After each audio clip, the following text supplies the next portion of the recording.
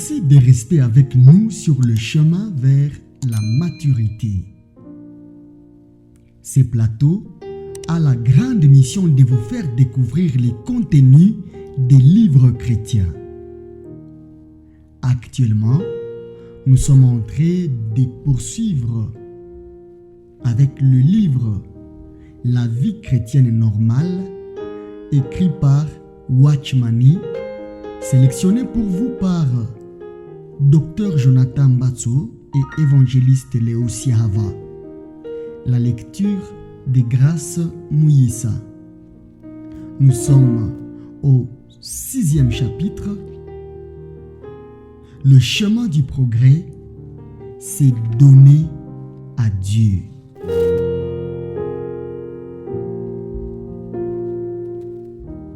Notre étude nous amène maintenant au point où nous pouvons considérer la vraie nature de la consécration. Nous avons devant les yeux la seconde moitié du chapitre 6e de Romains, du verset 12 à la fin. Dans Romains 6, 12 à 13, nous lisons « Que le péché ne règne donc point dans votre corps mortel, et n'obéissez pas à ses convoitises. Ne livrez pas vos membres au péché, comme des instruments d'iniquité, mais donnez-vous vous-même à Dieu, comme étant devenus vivants, des morts que vous étiez, et offrez vos membres à Dieu comme des instruments de justice. » Le mot-clé dans ce passage est « donner ». Et il s'y trouve 5 fois au verset 13, 16 et 19. Ce mot « donner » a souvent été considéré comme étant la base de la consécration. Mais, sans que soit considéré soigneusement son contenu. C'est évidemment ce qu'il signifie, mais non dans l'acceptation commune du sens. Il ne s'agit pas de la consécration au Seigneur de notre vieil homme, avec ses instincts et ses ressources, notre sagesse naturelle, notre force et d'autres dons. Pour qu'il l'emploie, cela apparaît clairement au verset 13.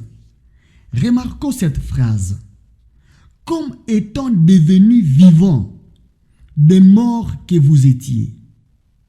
Paul dit, donnez-vous vous-même à Dieu comme étant devenus vivants, des morts que vous étiez. Cela nous définit le point où commence la consécration. Car ce dont il est question ici, ce n'est pas la consécration de quelque chose appartenant à la vieille création, mais seulement de ce qui a passé à travers la mort, dans la résurrection. Le donner dont il est parlé résulte de la connaissance que j'ai que mon vieil homme a été crucifié. Savoir, c'est considérer comme, c'est donner à Dieu, tel est l'ordre divin. Lorsque je sais réellement que j'ai été crucifié avec lui, je me reconnais spontanément comme mort. Versets 6 et 11. Et lorsque je sais que j'ai été ressuscité avec lui d'entre les morts, je me considère de même comme vivant pour Dieu en Jésus-Christ. Versets 9 et 11. En effet, les deux aspects de la croix, celui de la mort et celui de la résurrection, doivent être acceptés par la foi. Lorsque je suis arrivé à ce point, je me donne moi-même à Dieu. Dans la résurrection, il est la source de ma vie. En réalité, il est ma vie. Je ne puis donc que lui donner tout, car tout est à lui et rien à moi. Mais si je ne passe pas par la mort, je n'ai rien à lui consacrer. Et il n'y a rien en moi que Dieu puisse accepter. Car il a condamné à la croix ce qui ne peut pas lui être consacré. Et seule la résurrection a rendu possible la consécration. Mais donner à Dieu signifie que désormais, je considère ma vie entière comme appartenant au Seigneur.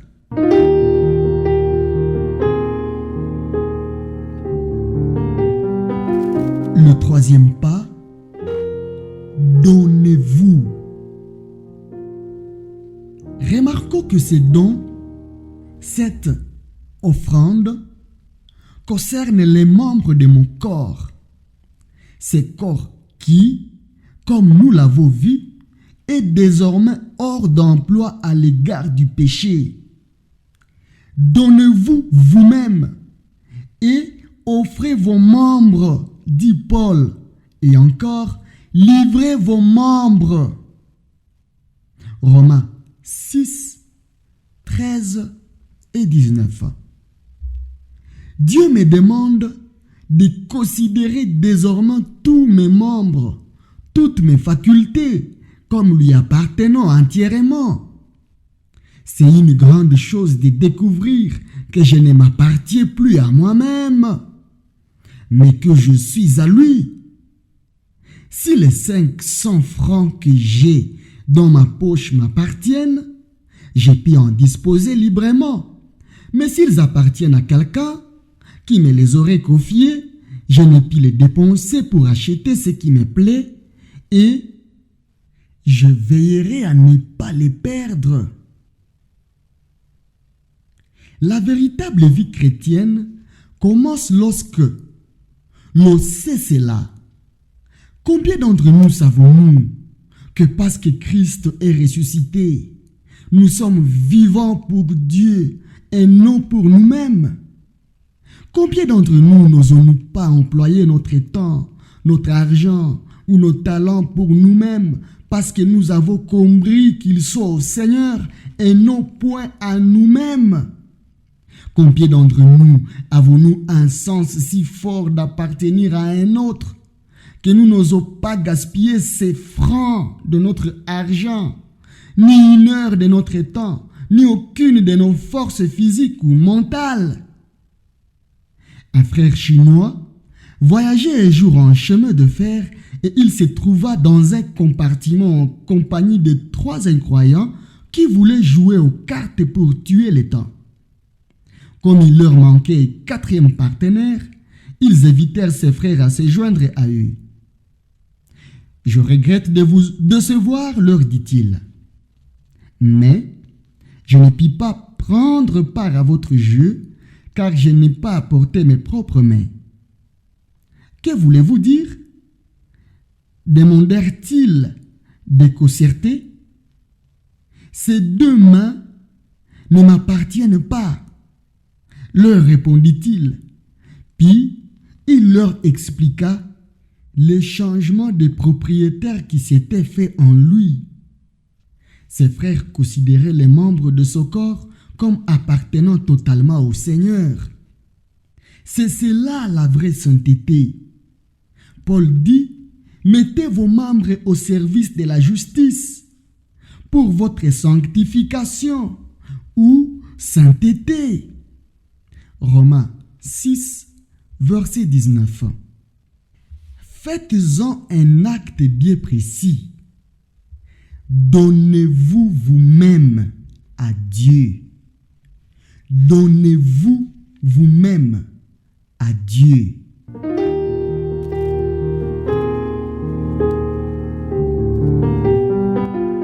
Mis à part pour le Seigneur. Qu'est-ce que la sainteté? Beaucoup de personnes pensent que nous devenons saints par l'extirpation de ce qui est mauvais en nous. Non. Nous devenons saints en étant mis à part pour Dieu. Au temps de l'Ancien Testament, lorsqu'un homme était choisi par Dieu pour être entièrement à lui, il était publiquement oint d'huile et il était déclaré sanctifié. Il était ensuite considéré comme mis à part pour Dieu. De la même manière, des animaux ou des choses matérielles, un agneau, ou lors du temple, pouvaient être sanctifiés, non pas en arrachant quelque chose de mauvais qui était en eux, mais en les mettant ici en part exclusivement pour les seigneurs. Sainteté, dans le sens hébraïque, signifie quelque chose qui a été mis à part. Et toute véritable sainteté est sainteté à l'Éternel. Exode 26, verset 36. Je me donne entièrement à Christ. Voilà la sainteté.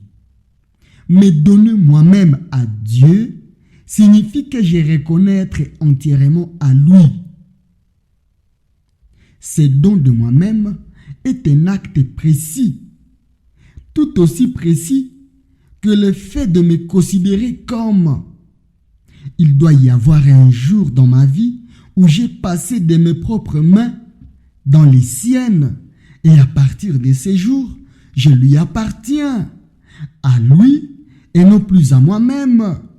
Cela ne signifie pas que je me consacre pour être pasteur ou missionnaire. Il existe, hélas, beaucoup de missionnaires qui ne sont pas vraiment consacrés eux-mêmes à Dieu. Dans le sens que nous venons d'exprimer, ils ont consacré, comme ils le disent, quelque chose d'entièrement différent, c'est-à-dire leur propre faculté naturelle, l'ont crucifié pour faire son œuvre, mais ce n'est pas la véritable consécration. À quoi devons-nous donc nous consacrer? Non pas à l'œuvre chrétienne, mais à la volonté de Dieu, pour être y faire tout ce qu'il veut. David avait beaucoup d'hommes puissants. Certains étaient généraux, d'autres sentinelles, selon les tâches que le roi leur a assignées. Il nous faut être prêts à être ou des généraux ou des sentinelles, accomplissant notre part simplement comme Dieu le veut et non selon notre propre choix. Si nous sommes chrétiens, Dieu a tracé un chemin pour nous. Une course, comme l'appelle Paul dans 2 Timothée 4, verset 7.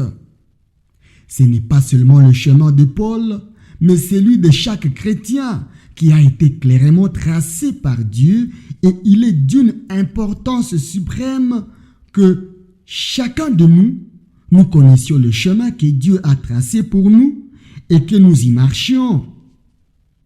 Seigneur, je me donne à toi avec ce seul désir de connaître le chemin que tu as tracé pour moi et d'y marcher. Voilà le don véritable. Quelle bénédiction si, à la fin de notre vie, nous pouvons dire avec Paul, « J'ai achevé ma course ». Mais quelle douleur si en arrivant au terme de notre vie, nous découvrons que nous avons suivi la mauvaise voie. Nous n'avons qu'une vie à vivre ici-bas et nous sommes libres d'en faire ce que nous voulons. Mais si nous cherchons notre propre satisfaction, notre vie ne glorifiera jamais Dieu. J'entendis un jour un chrétien pieux dire « Je ne veux rien pour moi-même. Je veux que tout soit pour Dieu. » Est-ce que nous désirons quelque chose en dehors de Dieu, ou tous nos désirs sont-ils concentrés sur sa volonté? Pouvons-nous réellement dire que la volonté de Dieu est bonne, agréable et parfaite pour nous? Romains 12, verset 2. C'est en effet de notre volonté dont il est question ici. Cette volonté forte et dominatrice qui est la mienne doit aller à la croix. Et il faut que je me donne entièrement au Seigneur. Nous ne pouvons pas demander à un tailleur de nous faire un vêtement si nous ne lui donnons pas de tissu, ni à un entrepreneur de nous construire une maison si nous ne lui procurons pas les matériaux nécessaires. De même, nous ne pouvons pas espérer du Seigneur qu'il vive sa vie en nous si nous ne lui donnons pas nos vies pour qu'il y demeure. Sans réserve, sans contestation, il faut nous donner au Seigneur pour qu'il fasse de nous ce qu'il lui plaît. Donnez-vous vous-même à Dieu. Donnez-vous vous-même à Dieu.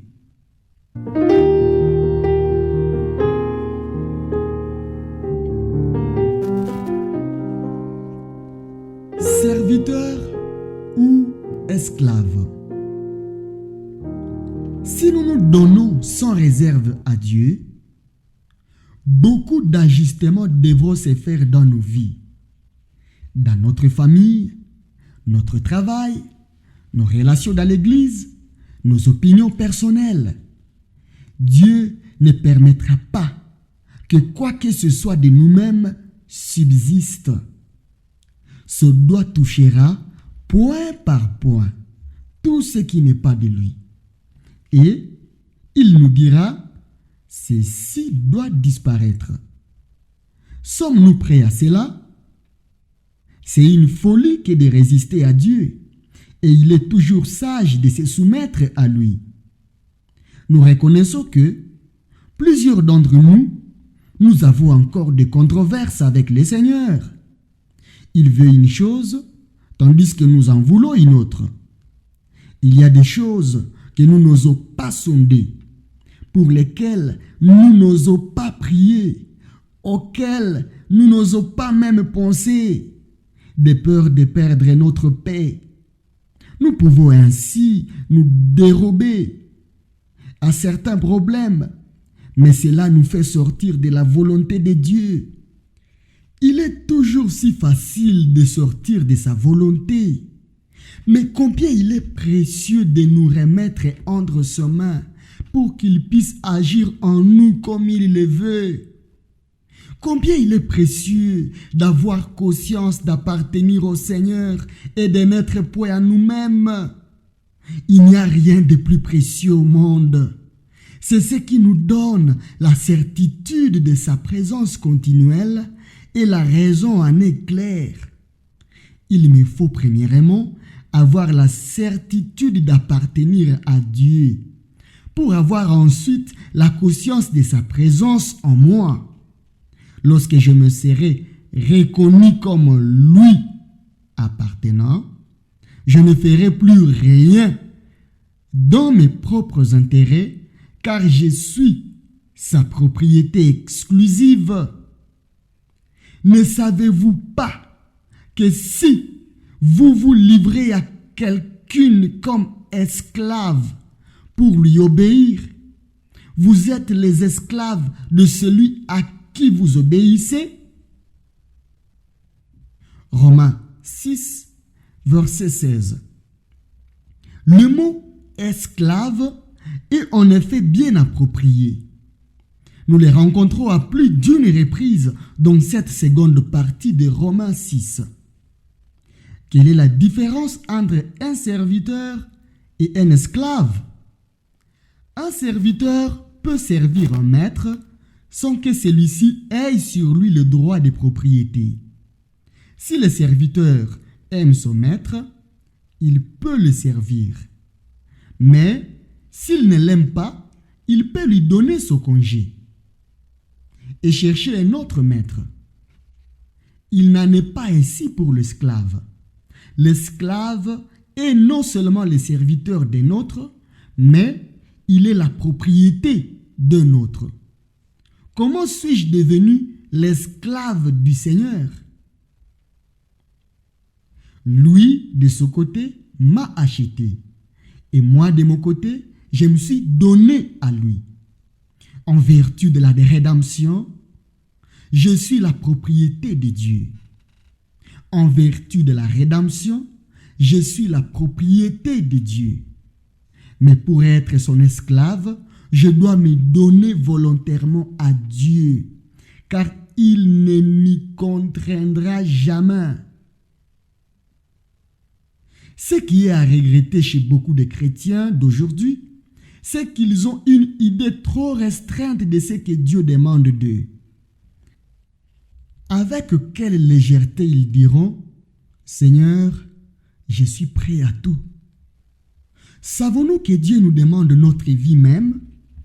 Il y a des rêves caressés, une forte volonté, des relations précieuses, un travail très cher qui devront être abandonnés.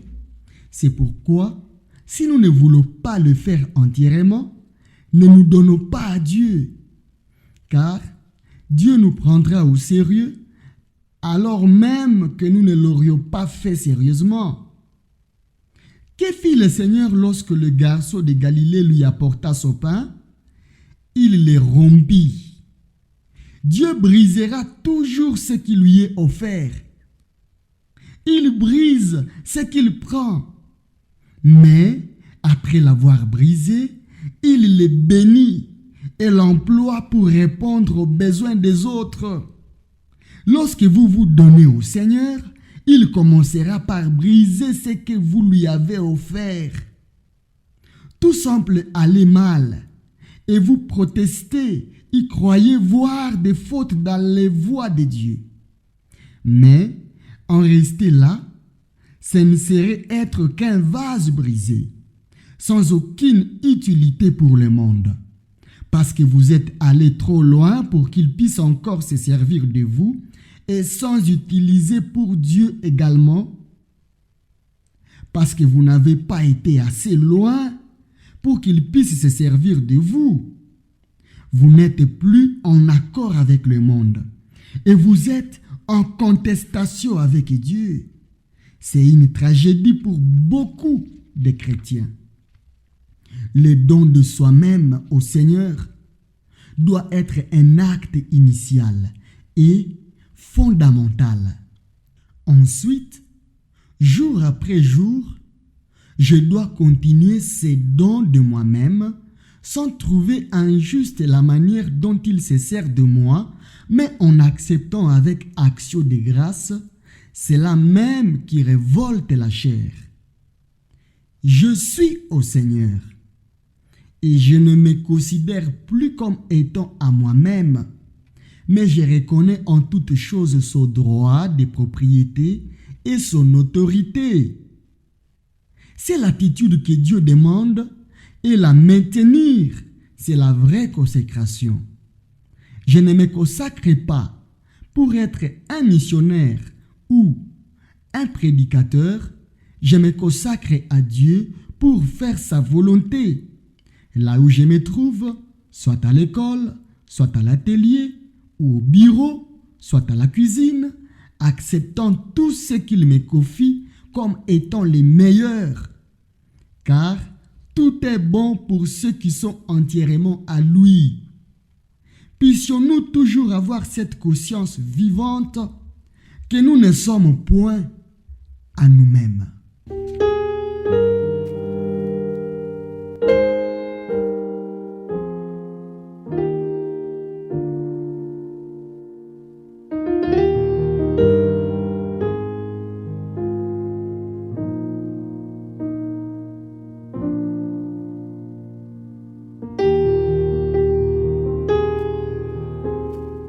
Merci d'avoir suivi cette capsule. Il s'agit du 6e chapitre du livre La vie chrétienne normale, écrit par Watchman. Ce chapitre nous a parlé du sujet « Se donner à Dieu ». Vous êtes sur le chemin vers la maturité. Ces plateaux a une grande mission de vous faire découvrir les contenus des livres chrétiens pour votre croissance spirituelle. Ici, nous sommes convaincus qu'en écoutant et en lisant chaque jour la parole de Dieu, nous serons transformés à son image, grandir tel qu'il veut, être tel qu'il veut. Nous avons hâte d'écouter les témoignages des vies transformées par l'écoute de l'Évangile. Merci de nous soutenir selon l'orientation du Saint-Esprit et de continuer à faire vivre ces plateaux autour de vous. Grâce et shalom au Fils de Dieu.